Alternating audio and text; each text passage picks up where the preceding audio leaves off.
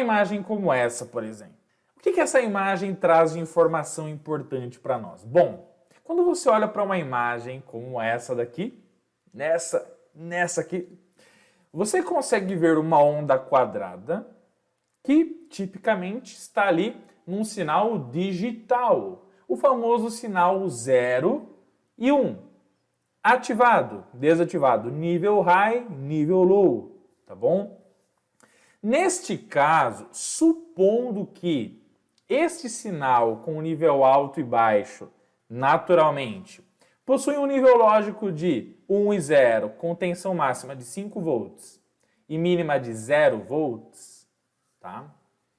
O mundo mais perfeito possível representaria um sinal bonitinho, 0, 1, 0, 1, sem problema algum. Não é mesmo? Só que a vida no mundo da eletrônica, no mundo dos componentes eletrônicos, na linguagem de programação, desenvolvimento de sistemas de automação, comunicação entre placas eletrônicas, comunicação entre placas, deixa eu ver se consigo mostrar aqui para vocês. Ó. Comunicação entre placas e protoboard, né? Então, comunicação entre placa, protoboard, montagem de protótipos eletrônicos, né? Montagem de shields eletrônicos, igual ao do Eletrônica Fácil, por exemplo. Tá? Não funciona bem assim. Engana-se aquele que acredita que o fantástico mundo da eletrônica, que não deixa de ser fantástico e nunca deixará de ser fantástico, que ele é tão simples assim como tudo parece. Né? Quem dera se toda onda senoidal, fosse ideal, sem sinais e ruídos harmônicos, por exemplo, sem afundamentos de tensão, sem múltiplas frequências inseridas na frequência fundamental. E aí que começa a entrar uma coisa muito interessante, que é basicamente você fazer um comparativo de análises, tá?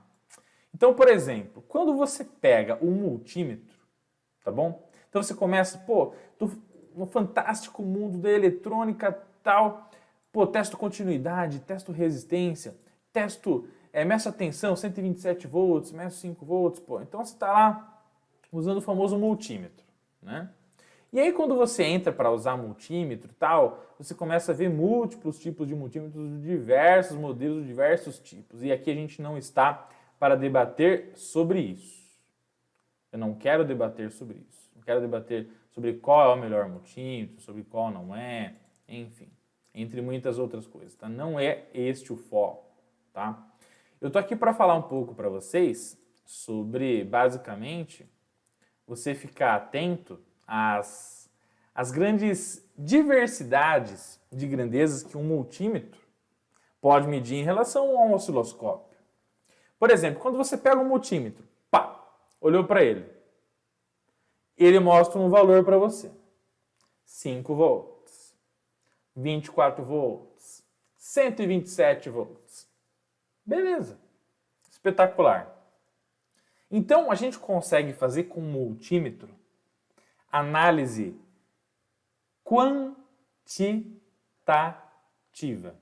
Então, o que acontece? Acontece o seguinte, que quando você olha para o seu amado multímetro e vê um valor, esse valor ele gera significado para você. Opa, fantástico, espetacular.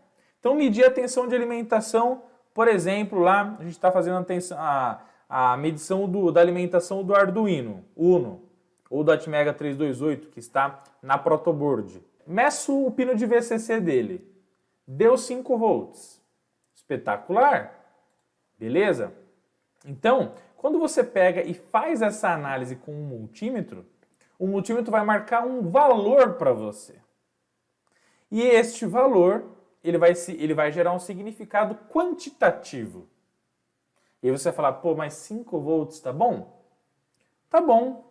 Beleza, 5 volts é o que eu esperava no pino de alimentação dele, sem problema nenhum. Então, por exemplo, a gente tem aqui, Pinault Atmega 328P. Então, pessoal, quando você quer aprender mais sobre os microcontroladores, você digita aí o Pinault e ele vai mostrar todo o description, né, a descrição da função dos terminais dele, tá? E aí, olha só que massa essa parte aqui. Eu gosto muito de falar sobre isso, tá? E aí, belezinha, você olhou aqui no Pinault e você viu que no pino número 7 eu tenho que alimentar com 5 volts, no pino número 8 eu tenho que alimentar com 0 volts, no pino 22 também 0 e no pino número 20 também a referência do conversor analógico digital positiva, alimentação do periférico com VCC também. Você mediu e deu 5 volts com multímetro. Só que aí você faz um projeto com um microcontrolador,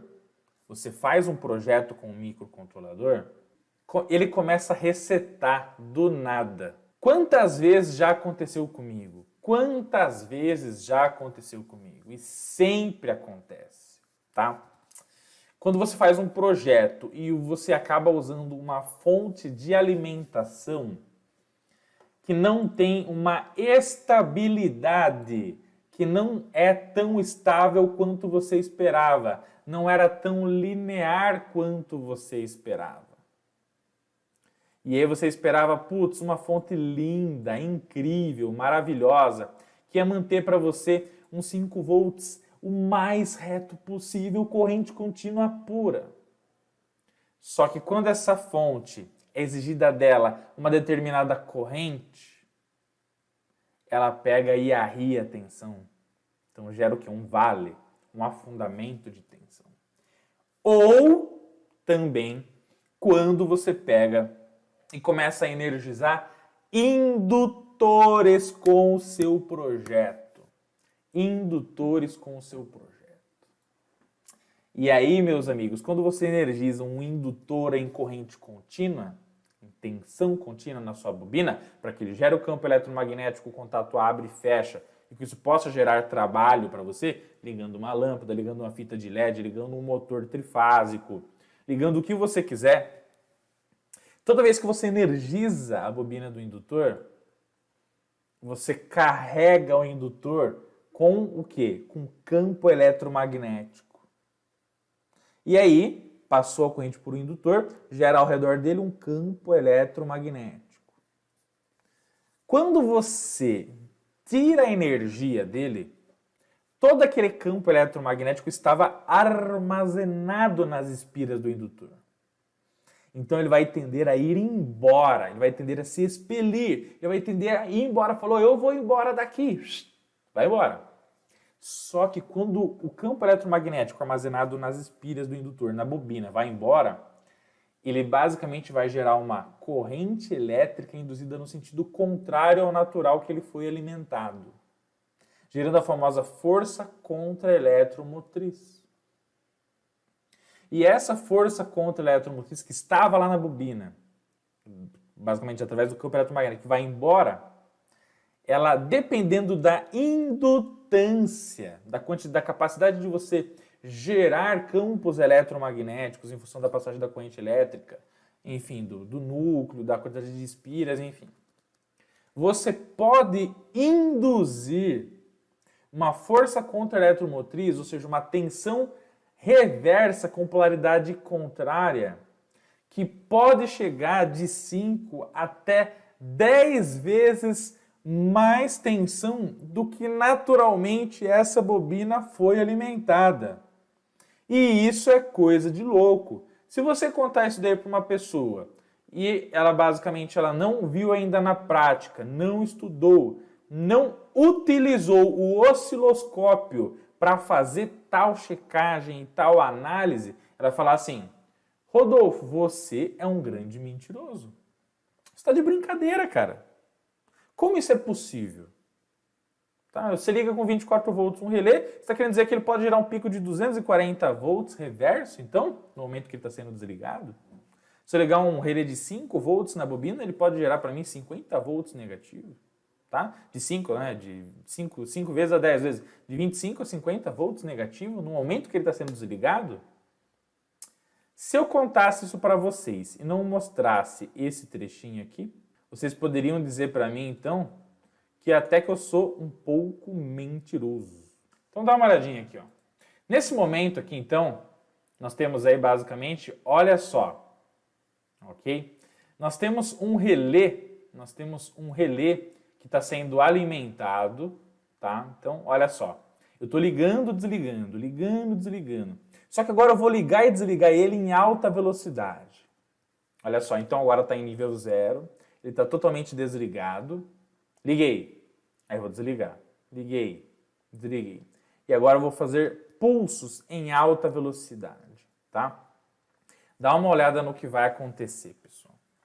Vocês vão ver que ele vai do nível alto para o baixo, e toda vez que ele está indo para o nível baixo, nível 0, ele vai gerar um pico reverso gerado pela força contra-eletromotriz aplicada na bobina do relé no momento que ele está sendo desmagnetizado. Então, olha só, peguei o meu osciloscópio, diminuí, né, o tempo por quadrado, o tempo por divisão, e olha lá o que acontece. Gente, olha quantas vezes mais. Olhem, vejam este surto gerado pela bobina do indutor no momento que ele é desenergizado. Inacreditável, é incrível isso, né? Colocasse sobre a bobina do relé e no momento que ele está sendo ligado e desligado, eu fizesse a medição em alta velocidade, será que eu conseguiria ter essa análise impactante, visual, gráfica, quantitativa e qualitativa do sinal elétrico que eu estou medindo? O que vocês acham? Na minha opinião, muito difícil. Porque o multímetro, de forma alguma, ele vai mostrar para você no decorrer do tempo as múltiplas variações elétricas de amplitude, frequência, enfim, formato que o osciloscópio vai te mostrar. Chega uma pessoa e fala assim para você: ô Rodolfo, ô Bruno, ô João Paulo, toda vez que eu estou ligando os relés aqui do meu projeto com o Arduino, por exemplo, ou com outros microcontroladores, né, com Altmega 328 na placa, ou com o PIC, ou com o Freescale, ou com seja lá o que for. Toda vez que eles estão ligando para, por exemplo, fazerem atuadores pneumáticos avançarem, recuarem, manipuladores, motores, toda vez que eu ligo o relé para ele fazer atividade para mim, se eu ligar ele várias vezes ou mais de um por vez, quando eu desligo, o Arduino está desligando, o microcontrolador está desligando, tudo está voltando ao início. Teve um reset acidental.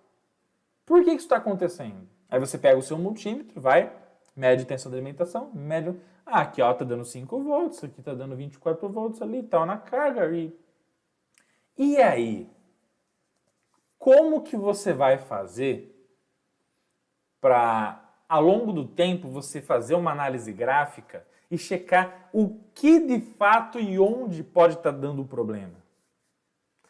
Quando você mede 5 volts com o multímetro, ele mede um valor. Quando você mede 5 volts com o osciloscópio, ele mede um formato, uma análise gráfica, algo de amplitude, algo que no decorrer do tempo, qualquer poluição visual pode significar a falha de um componente ou uma interferência. E essa interferência que múltiplos componentes eletrônicos que estão nas placas eletrônicas podem acabar gerando para você no decorrer do tempo, de forma fatal. E isso acontece. Então, por exemplo, você vai montar uma interface, uma placa eletrônica de interface, por exemplo, e aí você coloca lá os seus relés. Bonitinho. Por quê? Porque os relés são importantes. Só que aí, e se esses relés, em todo momento que você está desligando ele está gerando esse pico reverso aí? O que vocês acham que vai acontecer com a qualidade da energia, que o seu sistema eletrônico, que a sua placa eletrônica está enviando para o seu sistema, para o seu microcontrolador, para toda a fonte de alimentação e para todos os periféricos que estão envolvidos? O que vai acontecer, pessoal, com a qualidade da energia? Pela lei de Newton, vocês sabem, pessoal, Newton disse isso. E o que o Newton disse vale para quase tudo na vida da gente. O que o Newton disse? Toda ação gera uma reação. Toda ação gera uma reação. E aí quando você vê na prática essa ação aqui, é difícil você esperar que a reação do sistema eletrônico do nosso circuito eletrônico seja a melhor de todas. Que não aconteça nada de errado. A todo momento você está tendo um pico aqui, ó. Por exemplo, 50 negativo por nanomicrosegundos, tal, e volta, 0. 5, tal, 50 negativo, volta, tal. Então isso daí está gerando o quê? Afundamentos de tensão, picos negativos, spikes negativos, o que vai acabar com a qualidade de energia do seu sistema eletrônico. Eu não quero ficar sem você, eu quero te ensinar cada vez mais eletrônica, então não esqueça de cravar o dedo no like, na inscrição no canal e ativa o sininho das notificações para o YouTube mandar os vídeos do Eletrônica Fácil para você aprender mais e ser um faixa preta no mundo fantástico da eletrônica. Posso contar com você? Rapidinho aí, clique, clique, clique, prontinho, eletrizou, cargas positivas e agora vamos para cima!